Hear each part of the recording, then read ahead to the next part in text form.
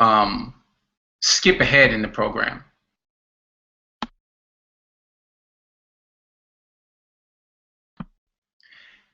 And I have to recommend against that because the way I built the program was for guys to kind of start and get a nice training base before they start. Now, to do this, you have to, you have to develop your core strength, your flexibility, your ligament and tendon strength, by doing high rep, low weight exercises with slow negative reps.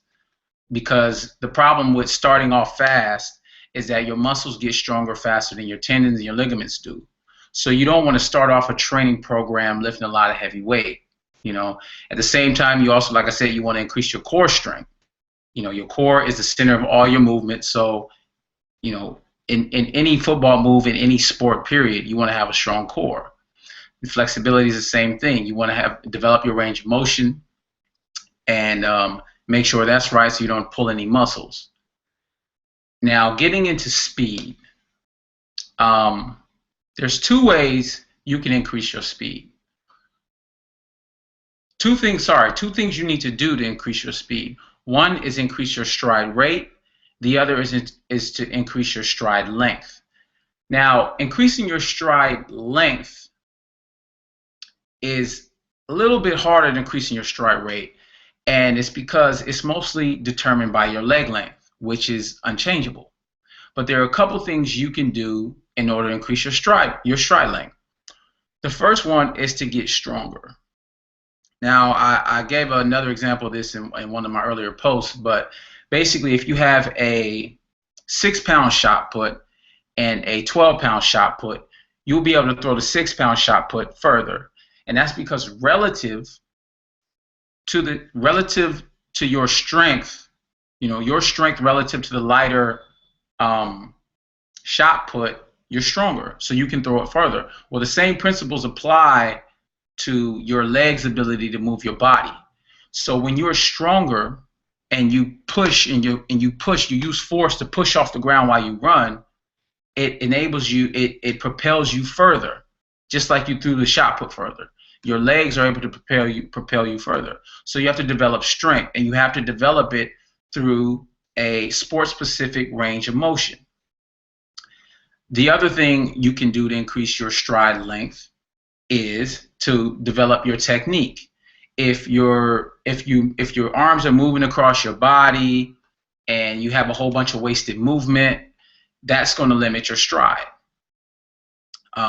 If your form is correct and your arms come up 90-degree angle, pocket cheek, that whole thing, I'm sure you guys have heard of it. Your knees come up straight, there's no wasted movement, you're going to get more out of your stride. That's just what it is. And the third thing you need to do is, like I said before, is increase flexibility. This is part of the first 3 weeks. I mean, it's part of the whole program, but the first 3 weeks, increasing your flexibility is super important.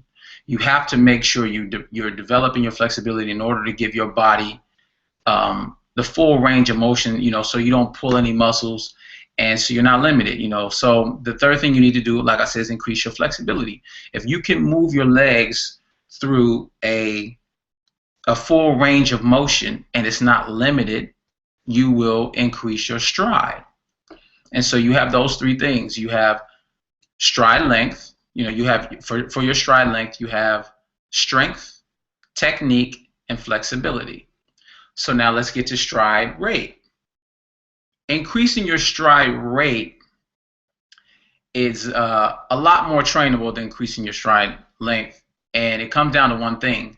It comes down to delivering a high impulse, and that's basically means how fast your muscles fire. And all that is basically is power training. We go through in the program, we go through the adaptation phase, we go through muscle building, and you kind of building a training base. You build maximum strength, and then what I like to call turning lead into bullets, we get into power training. So you do your ballistics, your plyometrics, and Olympic lifting exercises in order to train your muscles to move fast. You know, you develop the strength, your maximum strength, the amount of force they can produce, and then you develop how fast they can produce the force. And so you have a that's how you get a faster stride length. Stride rate. The other thing you do is so when I was training and going to tryouts and things like that. My sister, she was playing youth basketball, and it just so happened that one of her teammates was the daughter of Rod Woodson, Hall of Fame defensive back in the league. And and we were talking to him after one of the games, and I was asking him, how can I get a faster 40? Now, I'm a track guy, and I know how to train for speed, but I wanted to get his opinion on specifically on the 40. And he basically gave me some of the best advice I've ever got about training, period. And he said, if you want to get fast, run fast. So that brings me to my next point, is on top of the power training and that type of thing, you have your drills. You have your speed training drills, your 20-yard bursts, your 40-yard bursts, your 100-yard sprints, your stairs, those things that you have to combine with the strength training, the actual drills, and get out there and run fast in order to increase your stride rate. That now the thing about speed is this, and I know a lot of you guys, you come here and you want to know how to get faster, and I understand that. And even on the site, a lot of people come to my site and they ask, how do I get faster? How do I get faster? Well, let me tell you something about speed and playing this position. It's very important. We have to be fast. As DBs, we have to be fast. I mean, there's no getting around it. Receivers are super speedy. You have to have speed in order to be able to play this game at a high level. But on the other hand, it's not the only thing. I've been to at least 20 different pro tryouts and combines, and I seen guys. Basically, the 40 wasn't. It wasn't the telltale of how good a guy is. You can have a fast 40 and not be that good. So basically, let's just give you a couple examples. I had a teammate in college when I was in JUCO. This guy, he was from Texas. This guy ran a 10.03 in high school. I mean, he could have been a professional. He could have ran track professionally, and he played with my younger brother, and my brother would tell me, like, he's getting burned out here. And I was like, how? And I was asking, like, how is he getting burned?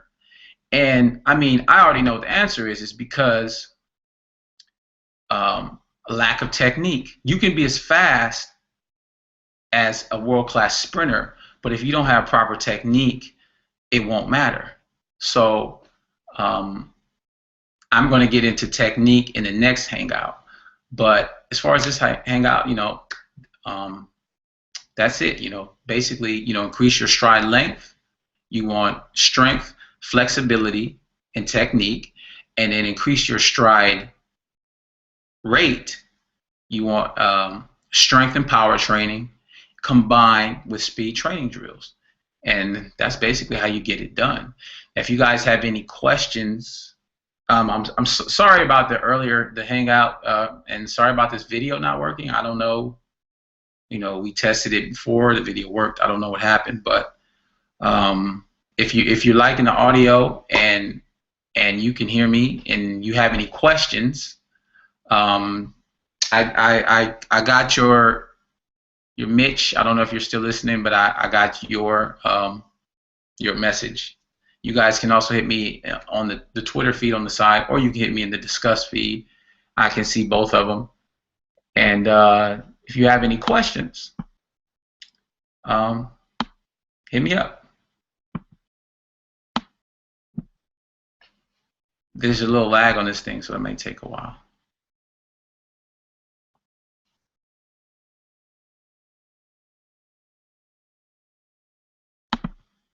hold on, let me.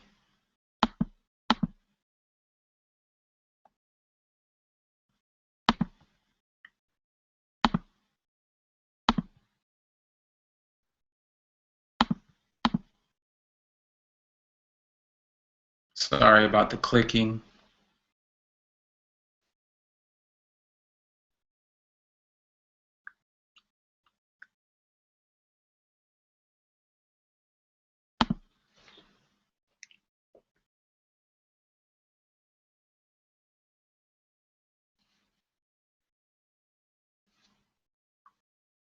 As you can probably tell, I'm new at this.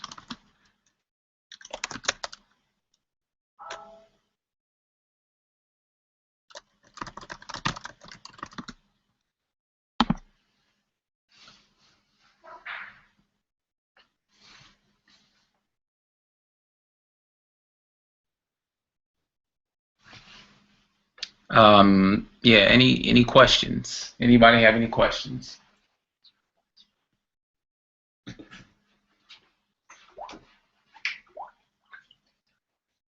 Okay, so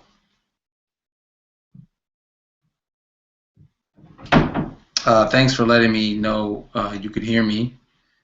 I know this might be a little, it might be a little slow.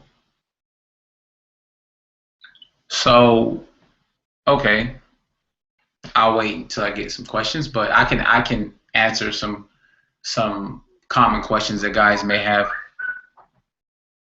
Oh, there we go. There's a question. Let's see. Mitch, should I try to increase speed in season? Um, you can. You can. The thing about in season is, um, you don't want to train. You don't want to train with a lot of volume, but you can. 2 days out the week, you can go and hit it.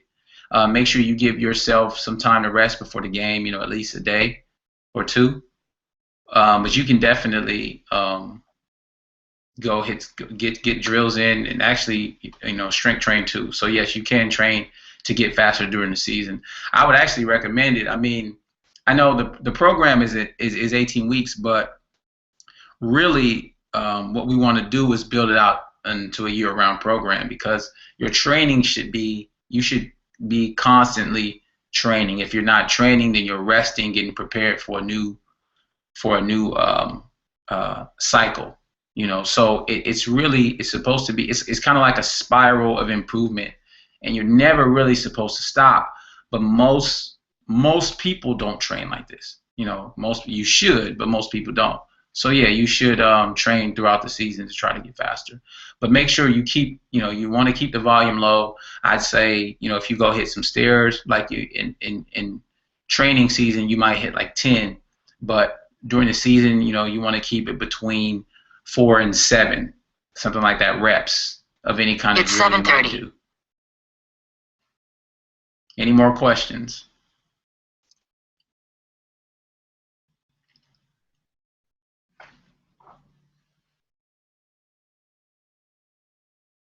That's a good question. Training in season, yeah.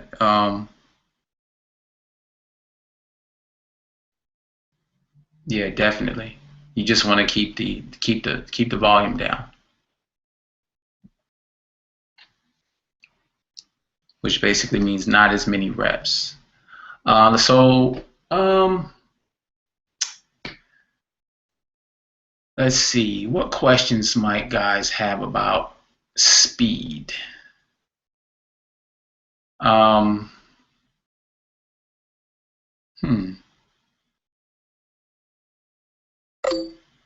Well, speed. So speed. So like I was saying, okay, I didn't finish talking about the whole combine. So in the program, we do have combine training. There is combine training. I do bursts. The reason why I set up to do bursts and 40-yard bursts is for the 40. If you want to get good at something, you do it over and over again. That's why we put 20-yard bursts in there. but it's also not just for the 40, it's for short area speed. So another thing about the program that I didn't, and you guys can ask any questions, I'll get your questions, but while I ramble right now.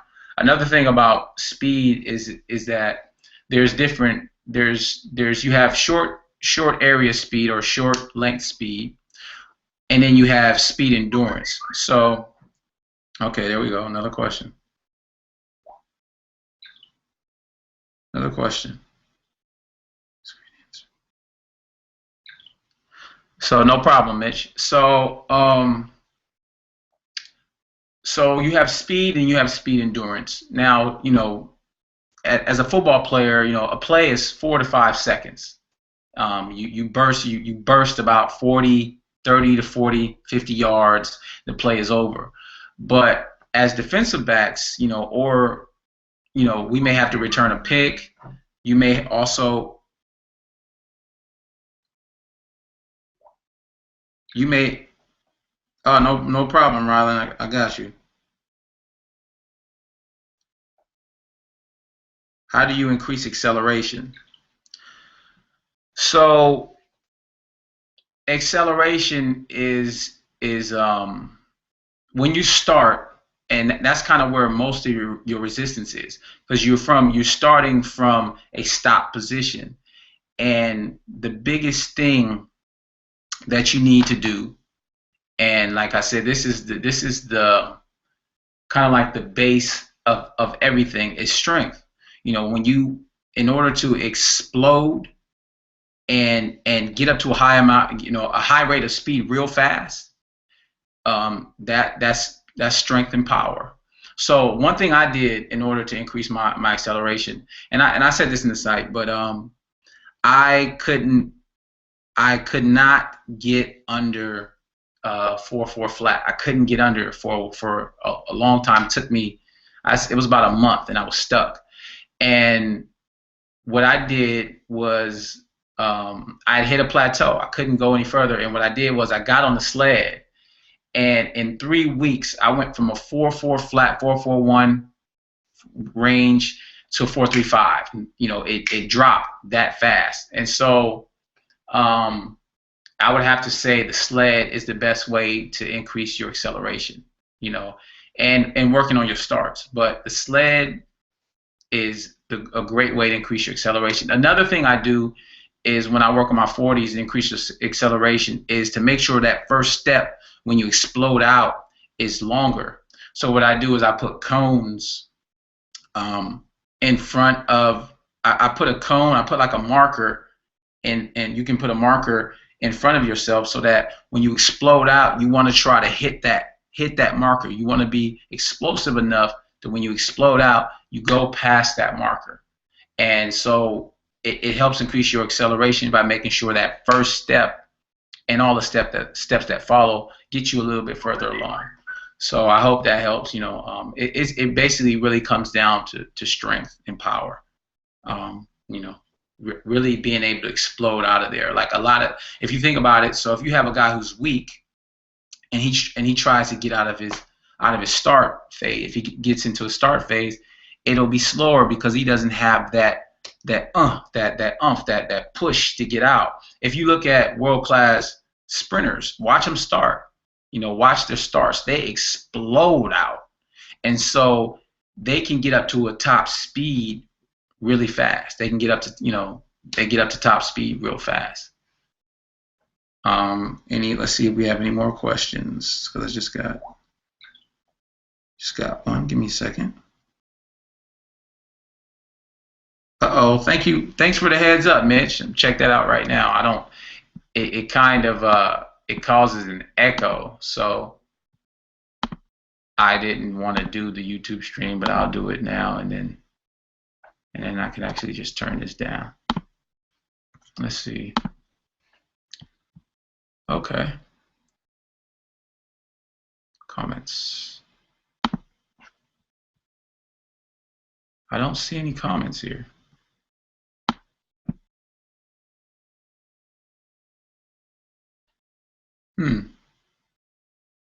That's crazy. I don't see any comments here.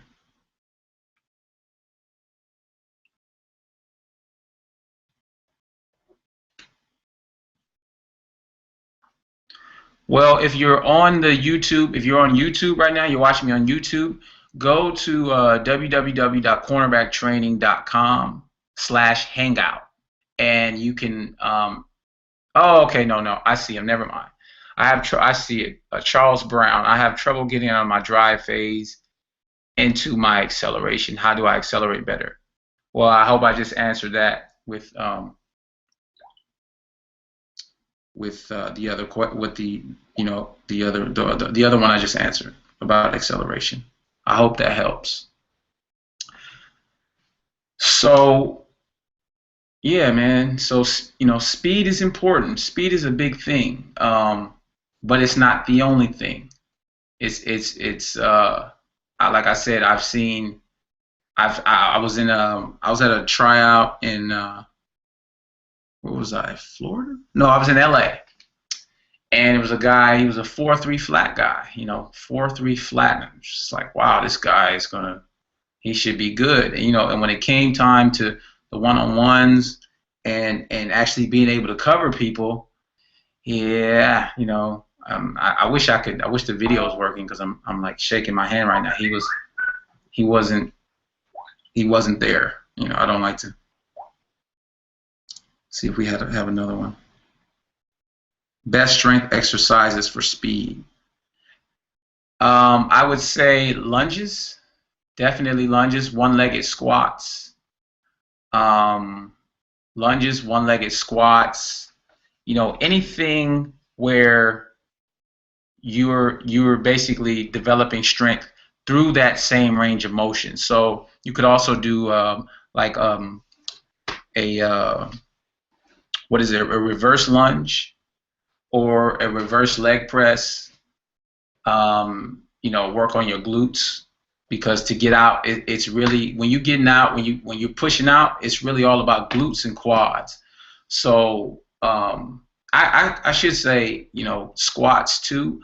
The thing about squats and my philosophy is that we play on one leg at a time. Whenever you play, whenever you're running, whenever you're cutting, whatever you're doing, you play on one leg at a time. So you should train on one leg at a time. And so when I say squats, I'll say one-legged squat. So yeah, things like lunges and one-legged squats will definitely help you to explode out. And then when it comes to power exercises, you could do, and that's kind of where you can go with the regular jump squats, or you can go one-legged jump squats. Box jumps, one-legged box jumps. Anything that trains you through that same range of motion is what you want to focus on. And so, all this stuff is in the program. I don't know if you guys are on the program, but yeah, you can all those exercises are in there. Let's see. Any more questions? Those are great questions, by the way.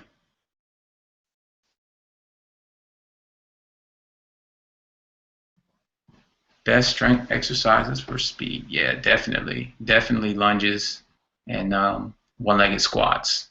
And I'd also, I would also say deadlifts, because hamstrings. So once you get out of your start phase and you get into the drive phase, it's more of a pulling you through the stride, and that's where your hamstrings come in. And I'm pretty sure you guys seen a lot of guys pull hammies, and it has to do with their hammies not being strong enough to take on that strain of pulling through the stride. And that's why in the program, before you get into any upright running, before you go past 40 yards or 20 yards, actually, when your body starts to come upright and then you start to pull yourself using more hamstring through the stride, I recommend, in the program I have it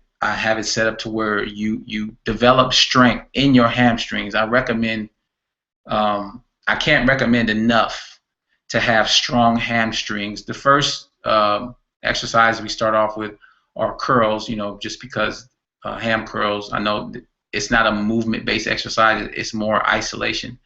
But ham curls, and then you go into deadlifts. So that the deadlift will be another one to really increase strength in your hamstrings. It really helps, and it's from experience. I don't say this anywhere, but I was also a track guy.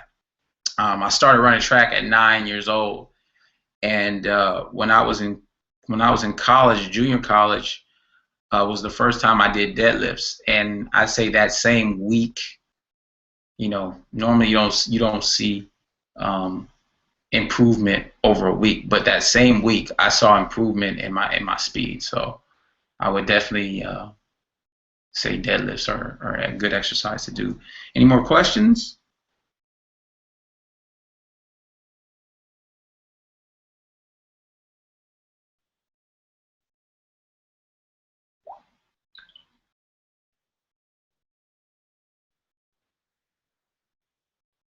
So as far as oh yeah, so starts. Somebody asked about starts.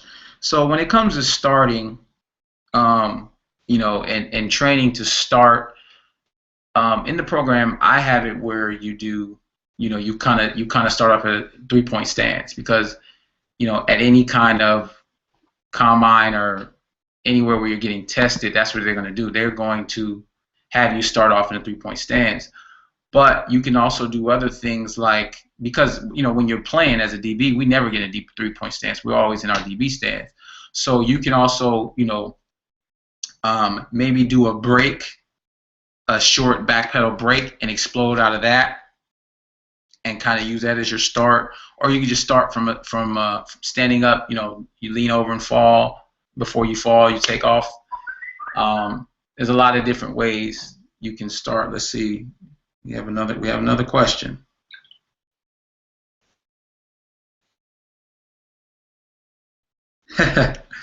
Mitch asked how much the program is. Mitch, the program is $75. It's $74.99. It's $75. After tonight, it goes up to $100. And that's the short answer there. It's $75. But you get an 18-week program.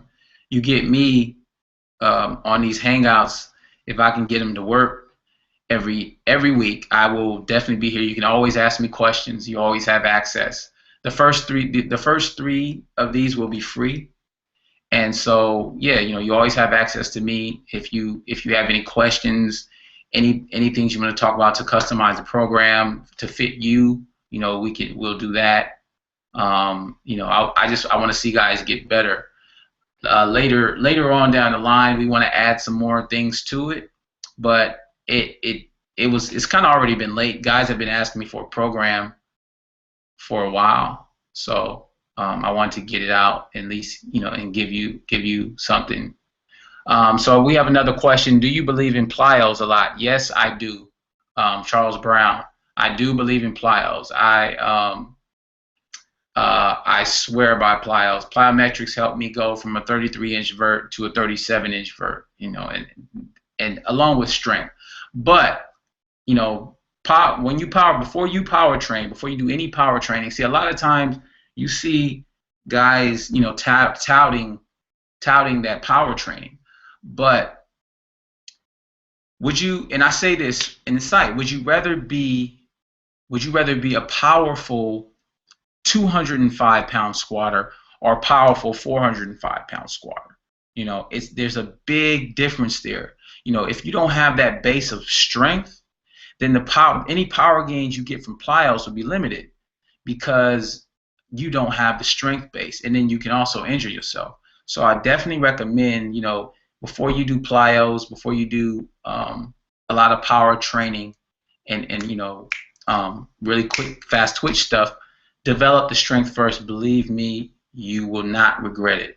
It definitely, building the strength. I mean, you actually get faster just from being strong alone. It's been shown that guys with faster 40 times, guys stronger relative to their body weight, the squat the stronger squat relative to their body weight had faster 40 times. So get stronger first, and then get into the plyometrics and the power exercises. If you start off doing it, your results will be limited.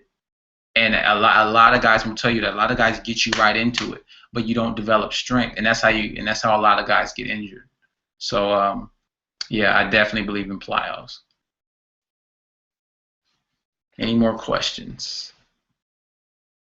Sorry if I answered your question late, Charles Brown. I'm refreshing the browser so I can see where to see your questions.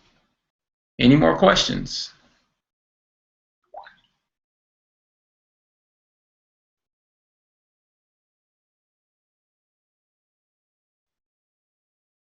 So, okay, if you have any more questions, I'll answer in the discuss. But I just I'm gonna end here. But what I will say is, like I said, speed is very important. We have to be fast. You have to cover big fast receivers. We have to be fast, but it's not everything. It's not everything, and you also have technique. You also have to develop your technique, and throughout the program, we guide you through that whole process. Hold on, wait, I might have another question.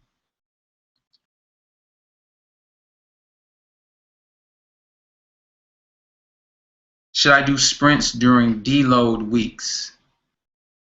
Mitch, yeah, yes, you can, but during deload week, so if you have the so what he's talking about, a deload week is so in periodization, what you do, you step up your intensity or volume or both of the workout. So you would have 1 week where you go on certain intensity, let's just say 60%, and then the next week you go 70, the third week you go 80, and then you come back down to 70 to give your body a chance to recuperate and rest. That's a big thing in the program too. Is resting your body. So what he's saying is during the deload week, should you still do sprints? And yes, you should, but you don't want to do as much volume. You can in order to make that a deload week, you cut the volume down. So yes, you can do sprints during the deload week. I wouldn't recommend not doing sprints for a week, after you've been only after 3 weeks of training. I wouldn't recommend it. You can take some days off, but it's really in the program.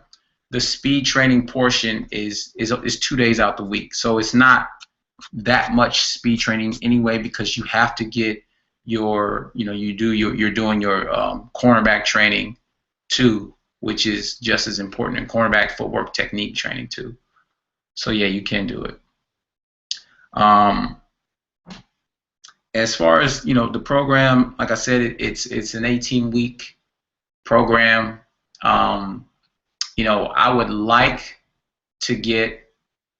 would like really for guys to a way for you to show, for you to kind of track and record your workouts.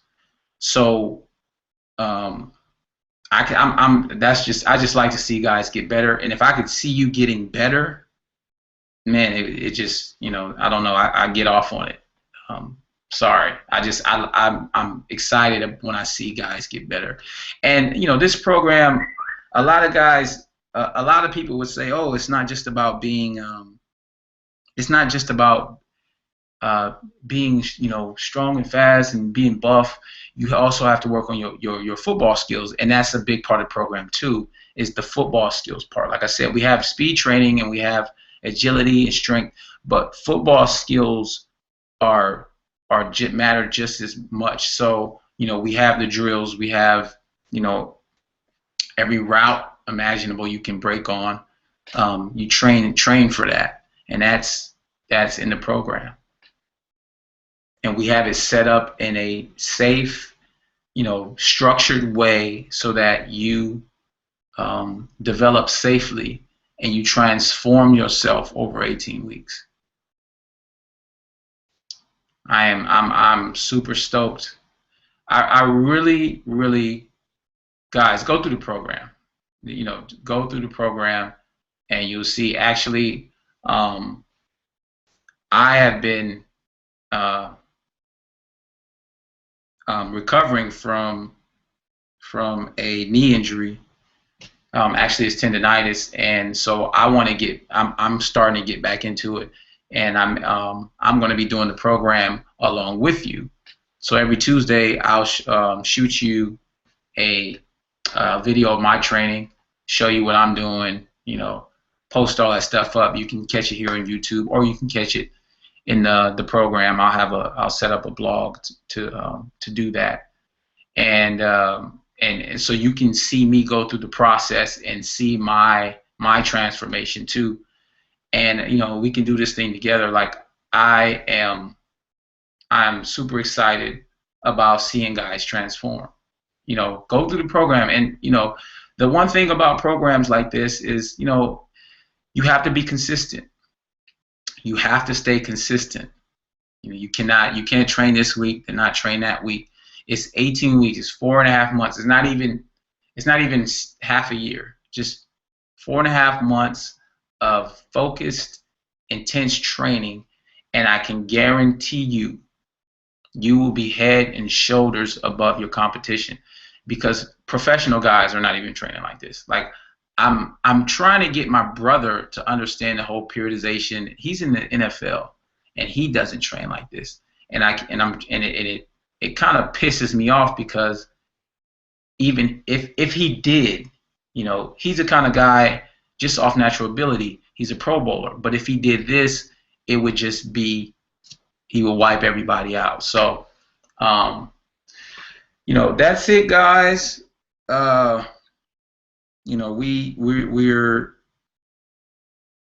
We're next week. I'm gonna get heavy into the whole technique and the drills, and because speed is one thing, but you definitely have to have great technique and body mechanics and footwork.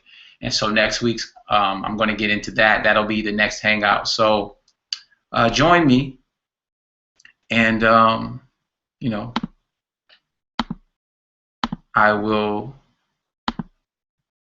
we will get heavy into that, and I'll show you. Hopefully, I can show you next time, if this video works. I'll show you how to perfect and polish your footwork and your technique. If you guys have any questions, like I said, never hesitate to ask. I'm always down to ask questions. Hit me in the discuss chat box down there, or you can hit me on the Twitter feed. Let's see. Oh, and one more thing. So the program is $75. It goes up. Excuse me. It goes up tonight to $99. And a lot of people told me I should charge more, but like I said, I've been through the whole training on a budget, and trying to figure out what to do and how to do it, and so I priced it low for a reason. I want guys to be able to train like better than a lot of pros train, but do it for a cheap price. So like I said, for the cost of a nice pair of cleats, you have a program that can transform you. So next week we'll get into technique and footwork, and you guys have a great day. Like I said, if you have any questions, hit me up. All right, and that's it. Train hard. Bye.